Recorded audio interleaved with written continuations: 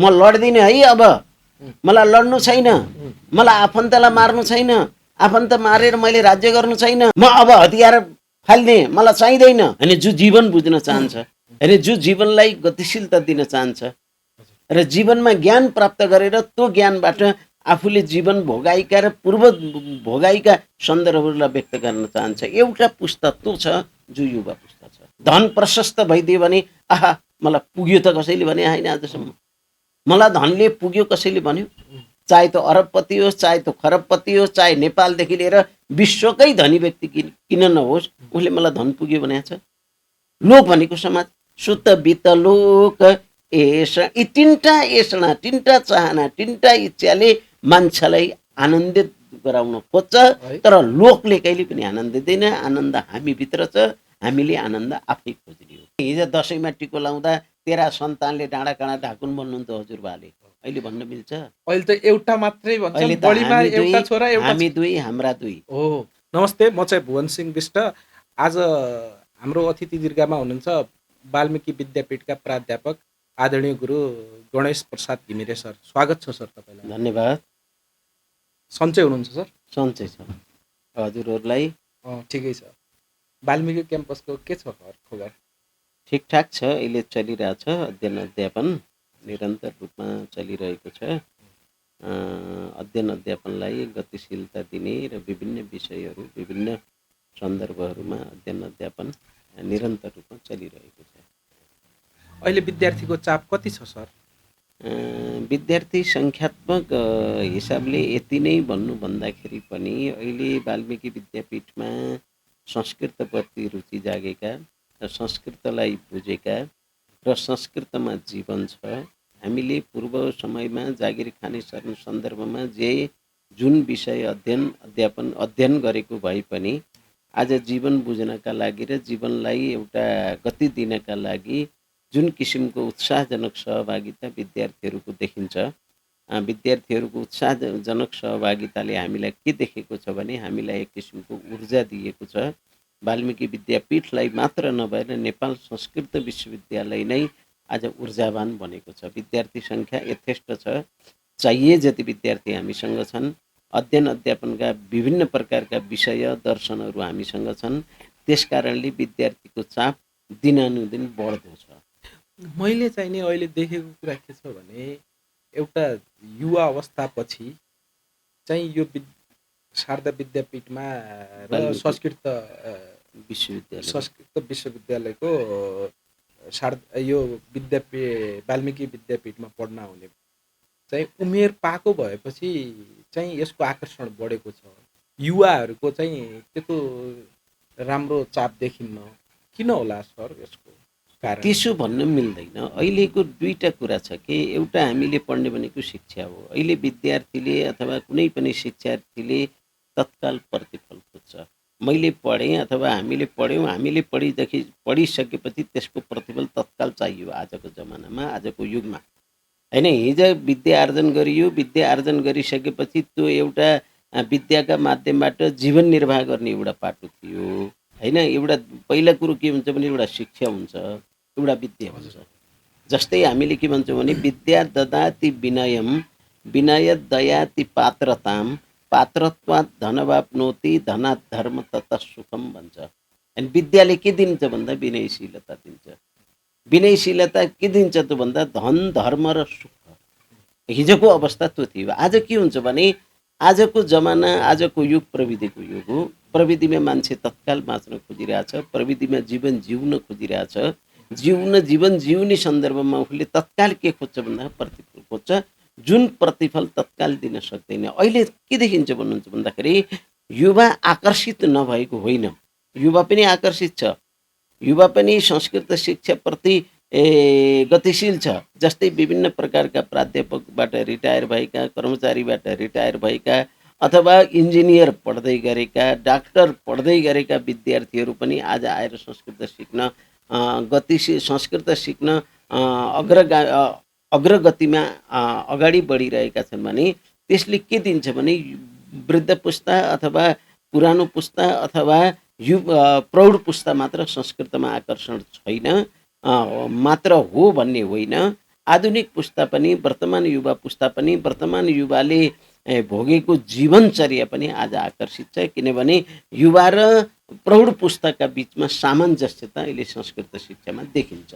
त्यो सामञ्जस्यता किन आयो भन्दाखेरि एउटा पुरानो पुस्ता जो प्रौढ पुस्ता हो, जसले जीवनमा जागिर खायो अथवा व्यवसाय गर्यो, व्यवसाय गरिसकेपछि जीवन त उसले चलायो, तर उसले के बुझ्यो भन्दा जीवन कहाँ छ त, जीवन के हो त, होइन, जीवनलाई बुझ्ने आधार के हो त, होइन, हाम्रो गीताले के भन्छ, हाम्रो महाभारतले के भन्छ, हाम्रा विभिन्न पुराणहरूले के भन्छन्, हाम्रो ज्योतिष शास्त्रले के भन्छ, होइन, पूर्वीय परम्परामा रहेका दर्शनहरूले के भन्छन्, एउटा त्यो बुझ्ने पुस्ता छ।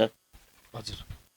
होइन, जो जीवन बुझ्न चाहन्छ, होइन, जो जीवनलाई गतिशीलता दिन चाहन्छ र जीवनमा ज्ञान प्राप्त गरेर त्यो ज्ञानबाट आफूले जीवन भोगाइका र पूर्व भोगाइका सन्दर्भहरूलाई व्यक्त गर्न चाहन्छ। एउटा पुस्ता त्यो छ जो युवा पुस्ता छ, जसले संस्कृत शिक्षाका माध्यमबाट समाजमा हुने हाम्रा धार्मिक क्रियाकलापहरू, समाजमा हुने हाम्रा धार्मिक मान्यताहरू, हाम्रो समाजमा हुने कर्मकाण्डहरू, हाम्रो समाजमा हुने पुराण वाचनहरू, हाम्रो समाजमा हुने ज्योतिष कुण्डली आदि जे जति कुरा छन् त्यो सिक्न चाहन्छ। त्यसकारण दुईटै पुस्ताको सामञ्जस्यता, दुईटै पुस्ताको समवयी अवस्था, दुईटै पुस्ताको समभाव वाल्मिकी विद्यापीठमा देखिनुले त्यो के हो भन्दाखेरि यो पुस्ता मात्रै सक्रिय छ, यो पुस्ता मात्रै क्रियाशील छ, यो पुस्ता मात्रै गतिशील छ, यो पुस्ता मात्रै अध्ययनको विषय हो भन्ने अवस्था चाहिँ अहिले वर्तमानमा छैन।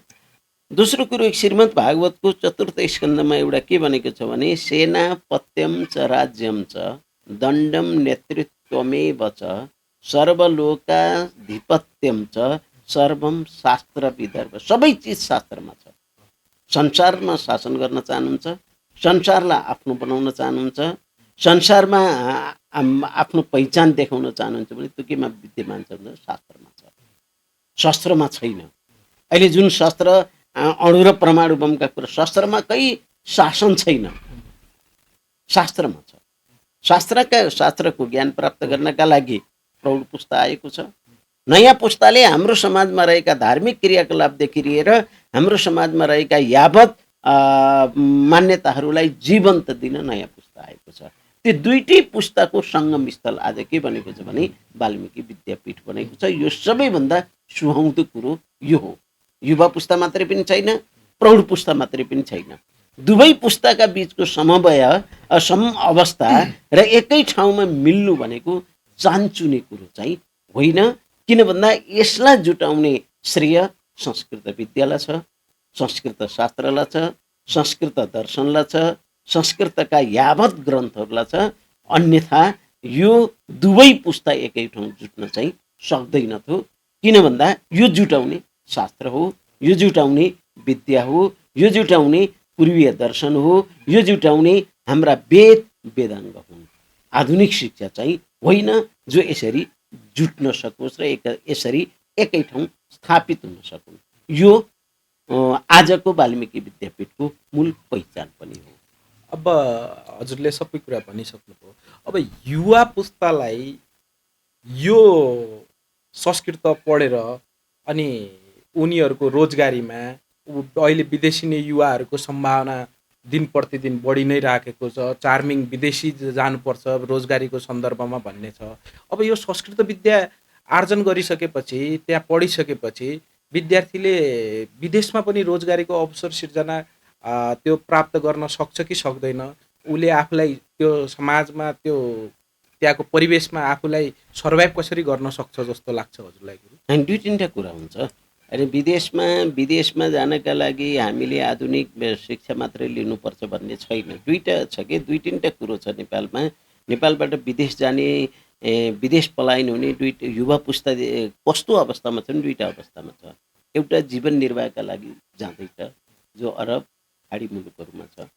एउटा त्यो पुस्ता छ जो जीवन नेपालमा दिक्क भयो, नेपाल केही गरेन, म गएर विदेश बस्छु भन्ने एउटा पुस्ता छ। एउटा नेपालको धनाढ्य परिवार छ जसले आफ्नो स्वदेशमा आफ्ना छोराछोरीलाई शिक्षा दिँदैन, +2 अथवा स्नातक गरिसकेपछि सिधै विदेशका युनिभर्सिटीमा लैजान्छ, युनिभर्सिटीमा पठाउँछ, उसले नेपालबाट खर्च भर्छ। त्यो सम्भ्रान्त परिवार एकातिर छ, एउटा मध्यम वर्गीय परिवार छ, कमसेकम पिआर अथवादेखि लिएर डिबी परेर गएको एउटा परिवार छ, एउटा पुस्ता छ, एउटा पुस्ता जीवन निर्वाहका लागि विभिन्न देशमा कामदारका लागि गएको पुस्ता छ।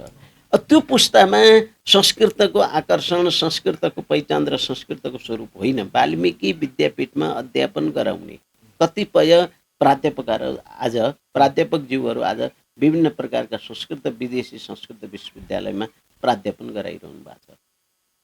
होइन, त्यो आवश्यकता होइन, त्यो रुचिको विषय पनि होइन। त्यस्तो पनि हो र? त्यस्तो पनि छ। वाल्मिकी विद्यापीठमा उपप्राध्यापकबाट आफू छोडेर आज 4-5 जना विदेशी युनिभर्सिटीहरूमा अध्यापन गराइरहे। कोही अक्सफोर्डमा हुनुहुन्छ, होइन, कोही बेलायतमा हुनुहुन्छ, कोही जर्मनमा हुनुहुन्छ। होइन, त्यो खोजे आफूसँग प्रतिभा चाहियो, आफूसँग क्षमता चाहियो, आफू संसारमा मैले केही गर्छु भन्ने भावना हुन्छ भने संस्कृतको पहिचान र संस्कृतको स्वरूप कमजोर छ भन्ने होइन।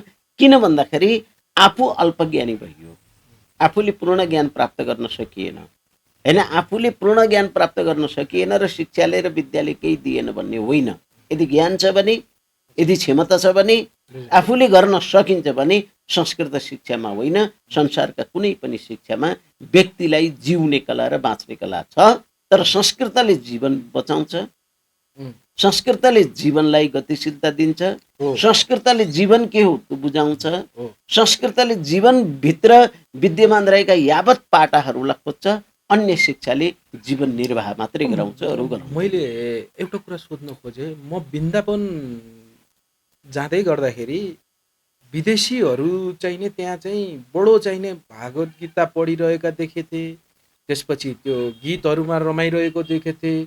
अहिले त विकसित मुलुकका मान्छेहरू पनि यो हाम्रो धर्म संस्कृतिप्रति किन चासो देखाएछन्, किन उ गरेका छन् भने त यो हाम्रो संस्कृतिमा त्यो प्रकारको ज्ञान, त्यो प्रकारको आत्मज्ञानले गर्दाखेरि उनीहरूमा त्यो सन्तुष्टि, उनीहरूको देशमा जान त हाम्रो लागि सपना छ। उनीहरू चाहिँ यो हाम्रो देशहरूमा आएर हाम्रो संस्कृति भएका त्यो मुलुकहरूतर्फ आएर त्यो ज्ञान आर्जित गरेर त्यसैमा रमाइरहेका, होइन, मोक्ष प्राप्ति भन्छन् कि अब त्यो ज्ञान लिइसकेपछि आफैमा आनन्दित हुने प्रवृत्ति पनि देखिएको छ।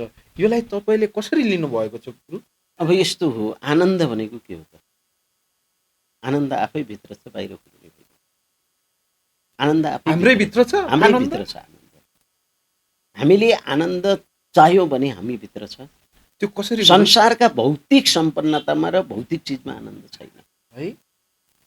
एउटा पैदल हिँड्ने व्यक्तिले म साइकल भयो अलि छिटो जान्थे भन्छ। हजुर। होइन, साइकलमा चढ्ने व्यक्तिले मोटरसाइकल भयो भने अलि छिटो पुगिन्थ्यो भन्छ। मोटरसाइकल चढ्ने व्यक्तिले के भन्छ भने यो धुलो, धुवाँ, यो झरी, बादल भन्दा गाडी भइदिएको भए अझ आनन्द। इच्छा त असीमित छन्, त्यो आनन्द खोज्छ। इच्छा त असीमित छन्, असीमित आनन्द छन्, असीमित इच्छा छन्। त्यो इच्छालाई त्यो के हो भन्दा ती काँडा हुन्। ती काँडा बिजे भने त्यो काँडो निकाल्न सकिँदैन। काँडाले के गर्छ भने समाजमा रहेका यावत एषणाहरू, सुत बितलोक एषणा तिनी, सुत बितलोक एषणा। तुलसीदासजीले भन्नु, सुत भनेको पुत्र, वित्त भनेको धन, लोक भनेको समाज। यी तिनवटा एषणा हुन्, यी तिनवटा इच्छा हुन्, यी तिनवटा स्वरूप हुन्। यिनी तीन चिजबाट हामीले के खोज्छौँ? आनन्द खोज्छौँ। छोरो राम्रो भइदियो भने आहा म खुसी छु सन्तानका माध्यमबाट। धन प्रशस्त भइदियो भने आहा मलाई पुग्यो त कसैले भने होइन आजसम्म। मलाई धनले पुग्यो कसैले भन्यो, चाहे त अरबपति होस्, चाहे त खरबपति होस्, चाहे नेपालदेखि लिएर विश्वकै धनी व्यक्ति किन नहोस्, उसले मलाई धन पुग्यो भनेको छ। लोक भनेको समाज। सुत वित्त लोक एषणा, यी तिनवटा एषणा, तिनवटा चाहना, तिनवटा इच्छाले मान्छेलाई आनन्दित गराउन खोज्छ। तर लोकले कहिले पनि आनन्द दिँदैन। आनन्द हामी भित्र छ, हामीले आनन्द आफै खोज्ने हो। जस्तै विदेशी यो प्रति आकर्षण हुनु अथवा गीता पढ्नु, गीता के हो? ज्ञान हो। गीता ज्ञान। गीता के हो? एउटा युद्धमा कर्मबाट विरत रहने। म लड्दिनँ है, अब मलाई लड्नु छैन, मलाई आफन्तलाई मार्नु छैन, आफन्त मारेर मैले राज्य गर्नु छैन, आफन्त मेरा पितामह, मेरा हजुरबुवा, मेरा गुरु, मेरा कुलगुरु, मेरा भाइ बन्धु, मेरा आफन्त अगाडि छन्, यिनलाई मारेर मैले राज्य गर्नु? एउटा कर्मबाट विरत खुसी रहेको मनाउन पनि व्यक्ति। मान्छे हुँदैनन् भने जस्तो कुरा होइन, गरे एउटा আপুনি। कर्मबाट विरत रहेको, म अब युद्ध गर्दिनँ, म अब आफ्नो कर्म गर्दिनँ भन्ने विरत रहेको व्यक्तिलाई कर्म गर, कर्म नै सबैभन्दा ठुलो हो। यदि कर्म गरेनौ भने तिमीलाई जीवन बाँच्ने अधिकार छैन। जीवन के हो भन्दा कर्म हो। कर्मण्येवाधिकारस्ते मा फलेषु कदाचन। कर्म तिम्रो अधिकार हो, कर्म तिम्रो अधिकार, कर्म गर। कर्मप्रति प्रेरित गरेको हो गीताले, युद्ध भूमिबाट प्रेरित गरेको गीताले। एउटा पहिचान, व्यक्ति जो विमुख भयो, म अब हतियार फाल्ने, मलाई चाहिँदैन भनेर विमुख भएको व्यक्तिलाई कर्ममा ल्याएको। त्यसकारण कर्मप्रतिको विश्वास, कर्मप्रतिको आस्था, कर्मप्रतिको जीवन, कर्मप्रतिको श्रद्धा, कर्मप्रतिको पहिचान नै के हो भन्दा गीता हो। त्यसकारण पश्चिमा मुलुकहरू अब सम्पन्नता त पुरै पुग्यो, हजुर, धन छ, भ्रमण छ, आनन्द छ, विलासिता कमाएको पनि छ, खाएको छ, विलासी जीवन बिताएको छ। अब के चाहियो त भन्दा विलासिता जीवन चाहियो। जीवन बिताइसकेपछि उनीहरूलाई ज्ञानको कमी भएको ज्ञान छ। कमी। ज्ञानको खोजी गर्न हाम्रो देशहरू ज्ञान पाइरहेछन्। अब सबै चिज छ तर ज्ञान छैन। त्यो ज्ञान कहाँ छ? हाम्रोमा छ। हाम्रो संस्कृति त्यो ज्ञान कहाँ छ? हाम्रो पहिचानमा। अहिले त हाम्रो देशमा पनि यो संस्कृतिहरू त लोप हुँदै गएको जस्तो अरे पनि लोप देखिन्छ। हुँदै गएको अवस्था छैन। आज हिजोको अवस्थामा भन्दाखेरि आज हामीसँग जुन किसिमको संस्कार, परम्परा, पद्धतिलाई हामीले गतिशीलता दिएका छौँ, त्यसले हाम्रो ज्ञानको स्तर र ज्ञानको पहिचान विस्तृत रूपमा बढेको छ। हिजो हामीले योग भन्यौँ, पश्चिमाले योगा भनौँ, त्यो कहाँको? हाम्रो देन होइन। ज्ञानबाट विज्ञान योग आएको। कर्मसु कौशलम भन्यौँ हामीले, चित्तवृत्ति निरोध योग भन्यौँ। हामीले आफ्नो चित्तलाई, यदि आफ्ना इन्द्रियहरूलाई, जस्तै जिब्रोले स्वाद खोज्यो, नाकले वासना खोज्यो, आँखाले राम्रो देख्न खोज्यो, कानले मिठो सुन्न खोजे, यिनी इन्द्रियलाई हामीले इन्द्रियले खोजेका सम्पूर्ण चिज दियौँ भने हाम्रो जीवन विलासी हुँदै जान्छ, इच्छा आकांक्षाहरू बढ्दै जान्छन्। तर हाम्रो इन्द्रिय निग्रह, इन्द्रियले मागेका चिजलाई, इन्द्रियले खोजेका चिजलाई हामीले संयमित तरिकाले राख्यौँ भने योग चित्तवृत्ति निरोध, चित्तको निरोध योग। हिजोको दिनमा हाम्रो परम्परामा त बाल विवाह गर्ने चलन थियो होइन। अब ब्राह्मणहरूले मात्रै पूजापाठ गर्नुपर्छ भन्ने थियो। ती कुराहरू त अहिले कानुनले नै बन्दिज गरिदिएको छ। केही कुराहरूमा त अब त्यो तरिकाले समाज चाहिँ अगाडि बढेको छ। यो कुरालाई हजुरले होइन, कसरी बाल विवाह लिनुहुन्छ? त बाल विवाह कानुन नै प्रतिबन्ध छ। हामी देशमा बसिसकेपछि देशले लागू गरेका, देशबाट सञ्चालित कानुन हामीले मान्नुपर्छ। कानुनभन्दा माथि न धर्म छ, न संस्कार छ। पहिला न त बहुविवाह परम्परा छ। गर्दाखेरि पनि केही हुन्थेन। त्यो हिजोको अवस्था थियो, तर आज हामी कानुनी राज्यमा छौँ।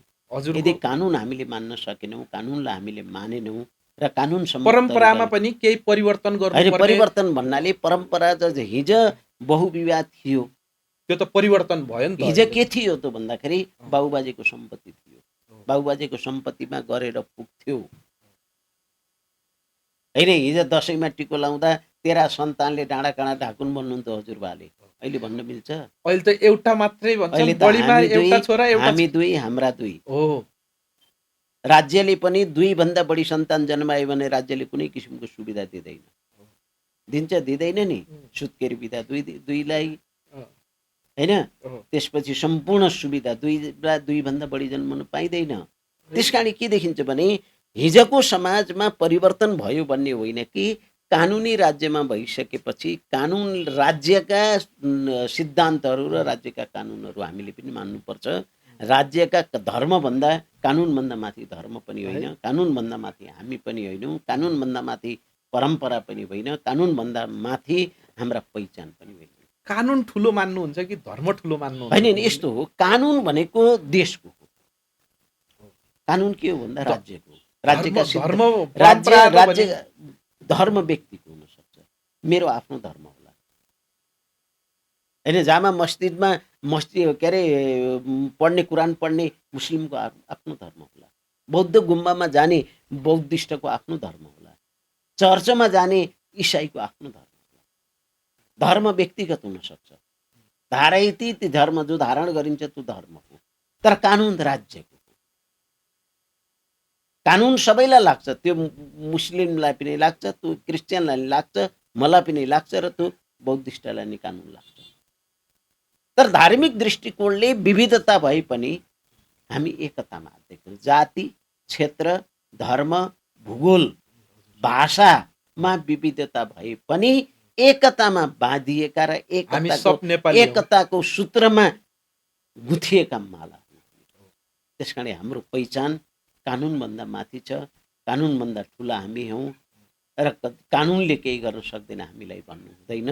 हामीभित्र सहिष्णुता छ, हामीभित्र सहनशीलता छ, हामीभित्र ज्ञान छ, हामीभित्रको पहिचान र हामीभित्रको स्वरूपलाई हामीले जीवन्तता राख्न सक्यो भने यो मुलुक, यो देश, यो हाम्रो पहिचान जहिले पनि सुरक्षित हुन्छ। त्यो सुरक्षित हुनु नै हामी सुरक्षित हुने हो, हाम्रा परम्परा सुरक्षित हुने हो, हाम्रा पुर्खाले दिएको हाम्रो पहिचान सुरक्षित। जस्तै अब अहिले के देखिरहेछ भने हिन्दू धर्म मान्ने मान्छेहरूको पहिला चाहिँ बाहुल्यता अधिकांश थियो, अहिले बिस्तारै अन्य धर्म मान्नेहरू पनि बढ्दै गएका छन्। यसलाई कसरी होइन, लिनुहुन्छ? हाम्रो यस्तो हो, हाम्रो परम्परा भनेको सहिष्णु परम्परा हो। हामी सहन्छौँ। हामीलाई भगवान्ले के भन्नु भने पत्रम पुष्पम फलम तोयम यो मे भक्ति परक्षति, तैँले जे सक्छस् त्यो दे। हाम्रो सनातन परम्परामा सबभन्दा ठुलो कुरा के हो भन्दा सहनशील। आज हेर्नु त मुस्लिम मुलुकहरू हेर्नु, चाहे त्यो पाकिस्तान हेर्नुहोस्, चाहे त्यो अफगानिस्तान हेर्नुहोस्, हेर्नु त कट्टरपन्थी हुन्छन्। चाहे त्यो आज अरबियन मुलुक हेर्नुहोस्, अरबमा गएका हाम्रा भाइ बन्धुलाई सोध्नु त, त्यहाँ सडकमा हिँड्न पाइन्छ कि पाइन्न, त्यहाँ मदिरा सेवन गर्न पाइन्छ कि पाइन्न। तर हामी सहिष्णु छौँ, सबै कुरा सहन्छ। हामी चाहिँ हाम्रो परम्परा, हाम्रो धर्मले त के सिकाएको छ भने सहन सिकाएको छ। सहनशीलता नै सबैभन्दा ठुलो गुण हो। अरूप्रति आक्रमण हामीले कहिले गर्यौँ? हामी माथि धेरैले आक्रमण गर्यो। हाम्रो परम्परामाथि, हाम्रो धर्ममाथि, हाम्रो संस्कारमाथि, हाम्रा पुर्खाले हामीलाई दिएको विरासतमाथि आक्रमण भयो। तर हामी कसैमाथि आक्रमण गर्नु भएन। हाम्रो परम्परा सनातनले जतिसम्म हुन्छ सहनुपर्छ, बस हाम्रो परम्परामाथि छलफल गर्नुपर्छ, बहस गर्नुपर्छ, आक्रमण गर्नु हुँदैन। युद्ध अन्तिम हो, यो सिकाएको छ हामीलाई। युद्ध भनेको अन्तिम चरण हो। हामीलाई सिकाएको यही हो। मुस्लिम दुईटा सिया र सुन्नी छ, एकले अर्कालाई देखिसहन्छ, सहँदैन नि। आज हामी हेर्नु त एउटै गाउँमा बौद्ध धर्म मान्ने पनि छ, क्रिस्चियन पनि छ, के अरे मुस्लिम पनि छ, हामी सनातन पनि छौँ, मिलेर बसेका छौँ। सनातन धर्मको यो विशेषता यही हो, हाम्रो विशेषता।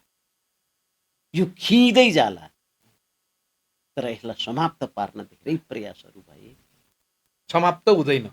धेरै कुराहरू भए, तर यो समाप्त कहिले पनि हुँदैन। यसभित्रको ज्ञान हाम्रा ऋषि र हाम्रा महर्षिहरूले हामीलाई दिएको विरासत, हाम्रा शास्त्र, हाम्रा धर्म, हाम्रा संस्कृति, हाम्रा परम्पराले, ऋषि सभ्यता, आर्ष परम्पराबाट आएको हाम्रो यो पहिचान कसैले गुमाएर घुम्न पनि सक्दैन, कहिले गुम्दा पनि गुम्दैन। यसमा हामी आफ्नो धर्मप्रति, हाम्रो आस्थाप्रति, हाम्रो परम्पराप्रति, हाम्रा शास्त्रप्रति, हामीले अध्यापन गराउने संस्कृत शिक्षाप्रति र हाम्रो विश्वविद्यालयप्रति हामी आभार छौँ। यही नै ठुलो उपलब्धि हाम्रो परम्पराको, हाम्रो शास्त्रको, हाम्रा पुर्खाले हामीलाई दिएको पहिचान। अब हजुरलाई मैले के सोध्न खोजेँ भने यो अब परम्परा यति ज्ञानका कुरा भए, यो ज्ञान त अहिलेको पुस्ताहरूले सबैले पनि अब बुझ्नुपर्छ, उ गर्नुपर्छ। कसरी चाहिँ यो प्रति आकर्षण बढ्न सकिन्छ जस्तो लाग्छ तपाईँ? होइन, आकर्षण र विकर्षणको कुरो भएन। ज्ञान र ज्ञानप्रति आकर्षण नभएको होइन, ज्ञानप्रति होइन, आकर्षण मैले छ। भन्न खोजेको हजुरलाई ज्ञान भन्ने कुरो अप्ठ्यारो पर्दाखेरि मात्रै ज्ञान चाहिने होइन होइन, अप्ठ्यारो पर्दा भन्दाखेरि पनि समाजको सामाजिक संरचनामा आफैलाई आफूमाथि आइपरेका समस्याको समाधान ज्ञानले दिने हो। ज्ञानले के दिने भन्दा समस्याको समाधान। तपाईँको श्रीमद् भागवतमा एउटा कथा छ, कुन्तीलाई भगवान कृष्णले के भन्नुभयो भन्दाखेरि माग्नु नै केही माग्नु छ भने कुन्तीले के भन्नु भन्दा जति सक्छौ मलाई दुःख दिनुहोस्, किनभने दुःखमा तपाईँलाई सम्झन्छु। विपदा सन्तु ते सत्सत् यत्र यत्र जगत गुरु। हे जगत गुरु, सबैभन्दा पहिले मलाई के चाहियो भने विपद चाहियो, समस्या चाहियो, दुःख चाहियो। किन दुःखमा तपाईँलाई सम्झन्छु म, सुखमा त मैले तपाईँलाई सम्झिनँ। मान्छे त दुःख पर्यो भने त्यसको समाधान बस। भन्दा पनि चिन्ता भयो भने मान्छे चिन्तन गर्दैन कि चिन्ता दुःख ग्रसित भएर के भन्छ मान्छे भने चाहिँ ठेस लाग्यो भने हे भगवान भन्ने हो कि हो। दुःख पायो भने ईश्वर सम्झने हो, सुखमा कसले सम्झो? दुःखबाट मुक्ति र दुःखबाट छुटकारा कसले दिन्छ? ईश्वरले दिन्छ। मैले दुःखबाट म को हो र दुःखबाट संसारले मैले दुःखबाट मुक्ति चाहने? तपाईँ को हो र तपाईँले दुःखबाट मुक्ति खोज्ने? संसार कसको? मेरो होइन नि त। संसारै ती संसार जो निरन्तर चलतो संसार हो। हाम्रा हजुरबाका पाला चलेकै थियो, बाका पाला पनि चल्यो, हाम्रा पाला पनि चल्छ, पछि आउँदो पुस्तामा नि हामी भए पनि चल्छ, नभए पनि चल्छ। चले त हामीलाई लाग्छ हामी बिना चल्दैन बस। भन्ने यो भ्रम र माया जालमा हामी चाहिँ यहाँ संसार जो भुलिरहेका निरन्तर छौँ। चल्यो, आजसम्म चलेकै छ, भोलि पनि चल्छ है।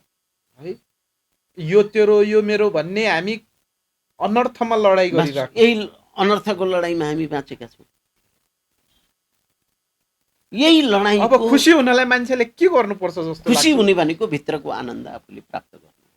म आनन्द, दुःख पर्दाखेरि बस। कसरी आनन्दित आनन्द हुन्छ। त्यो आनन्द दुःख कसले दिएको? ईश्वरले दिएको। मेरा कर्म, मैले गरेका यावत कर्महरूका कारणले म यो रूपमा आएको। कर्म असल गर्नुहोस्। मान्छेलाई केले चिनाउने हो भने कर्मले चिनाउने हो। ए फलाना त आँखामा हाले पनि बिजाउँदैन किन भन्छौँ हामी? किनभने उसका कर्मले चिनाए। प्रगति त गर्नु पर्यो नि, समाजलाई देखाउनु पर्यो। जीवन प्रगति किन? जीवन खान जन्मेको होइन, जीवन बाँच्न जन्मेको होइन। जसरी राख्नु भगवानले त्यसरी रहन सिक्नुहोस्। सफलता के हो हजुरको नजरमा? सफलता भनेको जीवन प्रतिको आशा, जीवन प्रति आशा जगाउने। अब जस्तै निराशा भए केही चाहिँदैन मलाई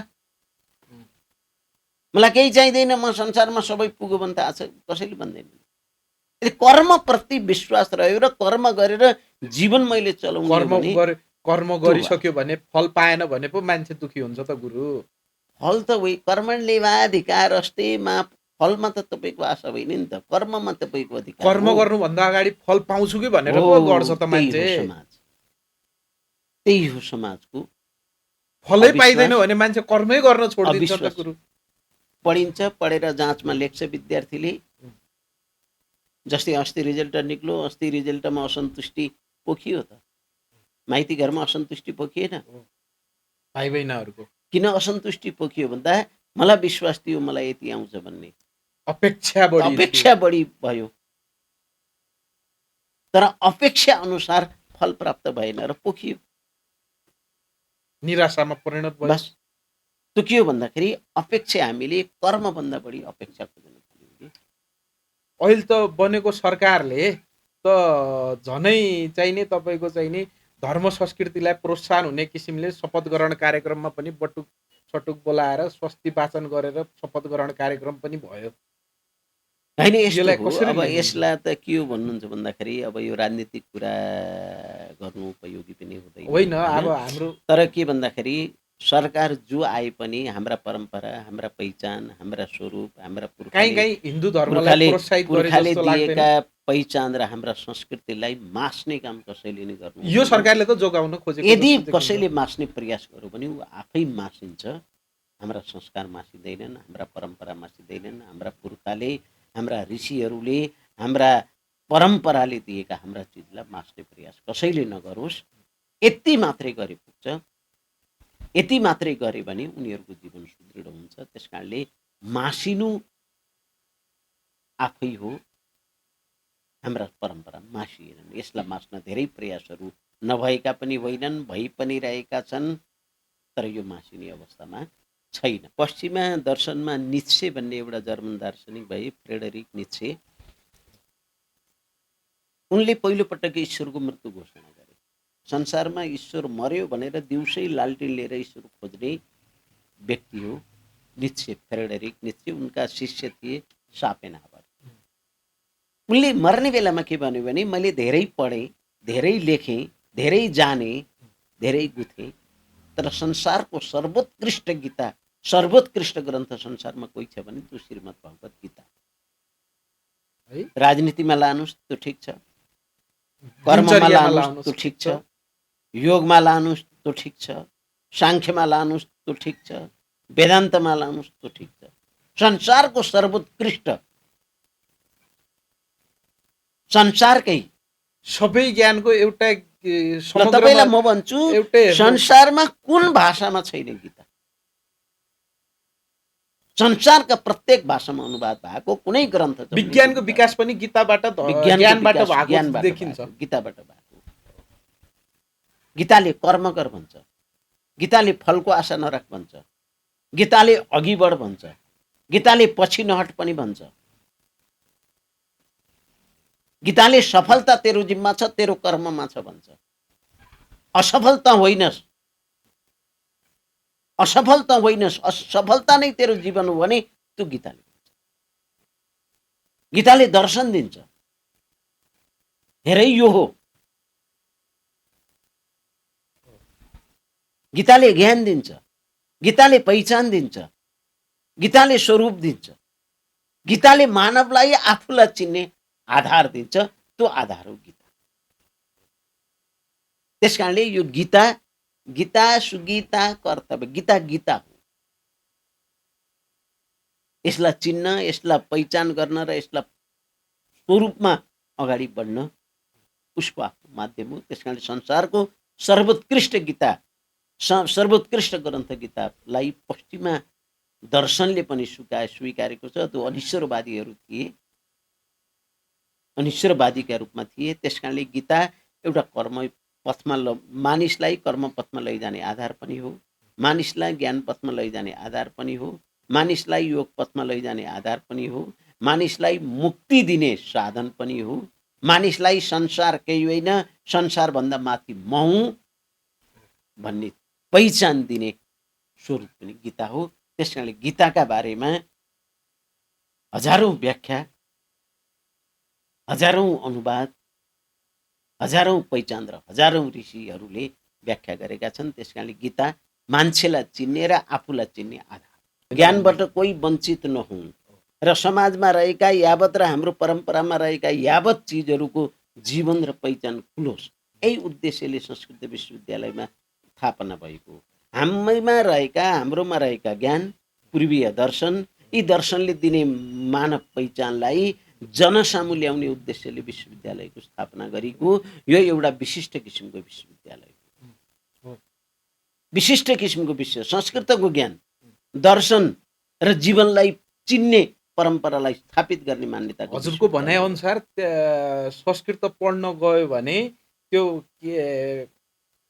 क्याम्पसमा गयो भने विद्यार्थीले अलग्गै आनन्द बुझ्छ, उसले आफूलाई चिन्दछ, आफूभित्र खुसी खोज्न सुरु गर्छ, आत्मज्ञान केन्द्रित हुन्छ भन्ने लक्ष्मीप्रसाद देवकोटाले भनेका छन्। खोज्छन् सबै सुख भनी सुख त्यो कहाँ छ, आफू मेटाई अरूलाई दिनु जहाँ छ।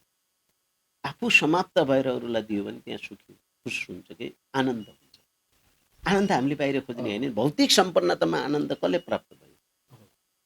आजको दिनमा नि गुरु, जसरी भौतिक सुख साधनहरू जसले विलासिताका वस्तुहरू बढी उपभोग गर्छ, यो समाजले त उसलाई नै सफल भन्दछ होइन। हेर्नु, भौतिक सम्पन्नता भन्नाले आज हेर्नुहोस्, आज हामी आणविक अस्त्र शस्त्रको युगमा छौँ। हामीले संसारलाई प्रविधिको युगमा छौँ। संसारमा के भइरहेको छ तत्काल आज हामी देख्न सक्छौँ, हेर्न सक्छौँ, त्यो सुविधा हामीलाई प्राप्त छ। हजुर। तर विज्ञानले जति प्रगति गरे पनि विज्ञानले प्रगति नगरेको होइन। आज हामीलाई जे जति सम्पन्नता दिएको छ त्यो विज्ञानको वरदान हो, हामी मान्छौँ। तर विज्ञान संहार पनि त हो। विज्ञान ज्ञानबाट आएको हो? विज्ञान ज्ञानबाट आयो। विज्ञान बालकृष्ण समले के भन्नुभएको छ भने विज्ञान ज्ञान मर्दछ हाँसेर, विज्ञान रोई मर्दछ। ज्ञान हाँसेर मर्छ, विज्ञान रोएर मर्छ। आज चाहे त्यो इरान हेर्नुहोस्, 3-4 वर्ष 4 वर्ष 3 वर्षदेखि युक्रेन र रसिया हेर्नुहोस्, त्यो के विज्ञान होइन? हिजो महाभारत भयो, महाभारत जम्मा 18 दिनमा समाप्त भएको थियो। त्यो धर्मयुद्ध थियो? त्यो धर्मयुद्ध थियो। अब अहिले त जति राति हुन्छ त्यति बेला के हुन्छ भन्दाखेरि युद्ध सुरु हुन्छ, युद्ध बम वर्षा हुन्छ। कहाँ गयो मानवता? कहाँ गयो मानवीय भावना? कहाँ गयो सर्वे भवन्तु सुखिनको चिज? कहाँ गयो वसुदैव कुटुम्बकम? हामी सबै एउटै हौँ। वसुधा भनेको संसार, पृथ्वी, हामी एउटै हौँ। कि भारतको माटोले हम भारत की मिट्टी है भन्छ र? नेपालको माटोले म नेपालको माटो हुँ भन्छ र? भन्दैन नि। यो बार कसले लगायो भन्दा हामीले लगायो, मानवले लगायो। मानवले लगायो, हाम्रा पुर्खाले लगायो। यो नेपाल, यो पाकिस्तान, यो हिन्दुस्तान, यो चीन कसले बनायो? धर्मले त सबै मान्छेहरू हामी एक हौँ भन्छ। पृथ्वी सबैको साझा हो। यसका साधन स्रोत पनि सबैले यसका साधन स्रोत पनि सबैका साझा हो। अहिले त देशहरूका अलि छिमा भएका हो, यसका यो पृथ्वीमा रहेका यावत चिजको उपभोग सबैले गर्न पाउनुपर्छ। त्यो हो हाम्रो सिद्धान्त। यो पश्चिममा हाम्रो ज्ञान किन गएन त गुरु? पश्चिममा ज्ञान नगएको होइन, पश्चिममा विभिन्न अहिले उनीहरू उहाँबाट खोज्दै यता आइरहेका छन्। विभिन्न प्रकारका संस्कृत विश्वविद्यालय पनि छन्। जर्मनमा संस्कृत पढाइ हुन्छ, रसियामा संस्कृत पढाइ हुन्छ, अमेरिकामा संस्कृत पढाइ हुन्छ, होइन, बेलायतमा संस्कृत नभएको होइन, पढाइ जहाँ पनि भइरहेको छ। तर के भयो भन्दा जति ज्ञानपूर्वक हो, अथवा हामीले भन्ने हो भने भारत र नेपालका संस्कृतज्ञहरूले र विद्वानहरूले जति ज्ञान संस्कृतमा दिन सक्छन् त्यति पश्चिमाहरूले सक्दैन। किनभने अङ्ग्रेजले भारतमा शासन गर्यो, भारतमा शासन गरेदेखि उसले संस्कृतका यावत ज्ञानहरू के गर्यो भन्दा पश्चिमा सभ्यतामा लिएर गयो। त्यसकारण के देखिन्छ भने उनीहरू हामीप्रति आकर्षित भोगे, अब योगतिर जाँदैछन्। हामी योगमा थियौँ, हामी अब भोगमा हो। जस्तै मैले भन्न खोजेको, जस्तै जडीबुटीबाट मेडिसिन बन्यो, ट्याब्लेटहरू बन्यो प्रशोधित भएर, तर त्यो भित्री कुरा त जडीबुटीबाट नै उसको उत्पादन सुरु भएको छ। होइन, हाम्रो देशलाई हेर्नु न, हामी भौगोलिक दृष्टिकोणले हिमाल पहाड तराई, हिमाललाई हामीले जडीबुटीको भण्डार मान्छौँ, पहाडलाई हामीले फलफुलको भण्डार मान्छौँ, तराईलाई हामीले अन्नको भण्डार मान्छौँ। यस्तो प्राकृतिक जीवन, यस्तो प्रकृतिको सुन्दरता र यस्तो प्राकृतिक सौन्दर्य भएको देश संसारमा कहीँ छ? छैन नि। यो चिज हामीलाई केले दिएको छ भने प्रकृतिले दिएको छ। यो चिज हामीलाई केले दिएको छ भने हाम्रा सम्पदाले दिएका छन्। यो चिज हामीलाई केले दिएको छ भने हाम्रो ज्ञानले दिएको छ। र यसमा हामी रमाउन सकिरहेका छैनौँ, यसमा हामी जीवन बाँच्न सकिरहेका छैनौँ, यसमा हामी जीवन अटाउन सकिरहेका छैनौँ। हामीले भौतिक सम्पन्नता र भौतिकताले दिएको सम्पूर्ण चिजमा हामीले सुख खोजिरहेका छौँ, त्यसैमा छटपटिएका छौँ, त्यसैमा रोमलिएका छौँ, त्यसैमा जीवन बिताउन चाहिरहेका छौँ। तर जीवन कहिले पनि सहज रूपमा बितेको छ। त्यहाँ पढाइ चाहिँ के हुन्छ गुरु, यसो भनिदिनुहुन्छ कि? अब त्यहाँ कस्तो छ भन्नुहुन्छ भन्दाखेरि प्राच्य विषयहरू 17वटा विषयमा आचार्य, जसलाई हामीले मास्टर भन्छौँ अथवा जसलाई स्नातकोत्तर भन्छौँ, 17वटा विषयमा स्नातकोत्तर हुन्छ। 4 वेद त्यहाँ पढाइ हुन्छन्। 4 वेद अलग अलग हुन्छ कि वेदहरूको? 4 वेद अलग अलग हुन्छ। यजुर्वेद, सामवेद, ऋग्वेद, अथर्ववेद, 4 वेद त्यहाँ पढाइ हुन्छन्। सम्पूर्ण दर्शन त्यहाँ पढाइ हुन्छ, ज्योतिष शास्त्र त्यहाँ पढाइ हुन्छ, होइन, धर्मशास्त्र त्यहाँ पढाइ हुन्छ। आज धर्मशास्त्रमा कुनै पनि समस्या आयो भने वाल्मिकी विद्यापीठको धर्मशास्त्र विभाग त्यसको जिम्मेवारी लिन तयार छ। होइन, ज्योतिष शास्त्र आज तत्काल ज्योतिष पढेर मान्छेले कुण्डली बनाउन सक्छ, कुण्डली हेर्न सक्छ, होइन, कुण्डलीका माध्यमबाट फलादेश गर्न सक्छ। आज सामान्य शास्त्रीय इतिहास पुराण पढेको, आचार्य पढेको व्यक्ति गएर व्यासपीठमा बसेर प्रवचन गर्न सक्छ। विभिन्न प्रकारका दर्शन छन्। अब त्यो ज्ञान आर्जित गर्दै गर्दाखेरि अब भौतिक जगतमा त अब लालन पालन घर परिवारको जिम्मेवारी युवा अवस्थामा भइसकेपछि दिनचर्या पनि चलाउनु पर्छ, आर्थिक पार्जन चाहिँ कसरी गर्न सकिन्छ? तर त्यो एउटा त्यसको कुरो के भन्नुहुन्छ भन्दाखेरि त्यहाँ पढ्ने युवा पुस्ताले बेरोजगार बस्नु परेको चाहिँ छैन हो। एउटा यथार्थ यदि जानकारी बेरोजगार के बस्नु भन्दा परेको छैन भने बेरोजगार त्यहाँ बस्न त घुइँचो हुनु पर्थ्यो त होइन, विद्यार्थी। घुइँचो छ नभएको होइन। तर एउटा कुरो के हो भन्दाखेरि अध्ययन भनेको बेरोजगार बस्न किन परेको छैन भने सामान्य अध्ययन गर्ने व्यक्ति पूजापाठबाट आफ्नो जीवन निर्वाह गरेको छ। अलि पढेको व्यक्ति व्यासपीठमा बसेर व्यास प्रवचन गरिरहेको छ। अलि राम्रो पढेको व्यक्ति होइन हामी प्रोफेसर प्राध्यापक बनेर समाजलाई गतिशीलता दिइरहेको छ। विभिन्न प्रकारका मठ मन्दिरहरूमा बसेर आफ्नो दिनचर्या चलाइरहेको छ। एकातिर ज्ञान छ, एकातिर जीवन छ, एकातिर जीवन जिउने कला छ, एकातिर आफूले जीवन निर्वाहका लागि चाहिने उपयोगी परिवेश छ। यी सबै चिज त्यहाँ प्राप्त हुन्छ। तर त्यहाँ के गर्नु पर्यो भन्दाखेरि अध्ययनका लागि जानु पर्यो। होइन बाहिर बसेर संस्कृत त पुरोहितको भाषा हो, संस्कृत त ब्राह्मणको भाषा हो, संस्कृत त बाहुन बाखेले अरूले पढ्नु हुँदैन, बाहिर बसेर गर्ने चर्चा नै होइन। सबैलाई छुट छ त्यहाँ। कुनै पनि व्यक्ति, कुनै पनि समुदाय, कुनै पनि जाति नेपाल संस्कृत विश्वविद्यालयका कुनै पनि विद्यापीठमा गएर अध्ययन गर्न सक्छ। हजुरले भने अनुसार त्यहाँ फरक वातावरण छ भन्ने हामीलाई फरक लाग्यो। वातावरण छ।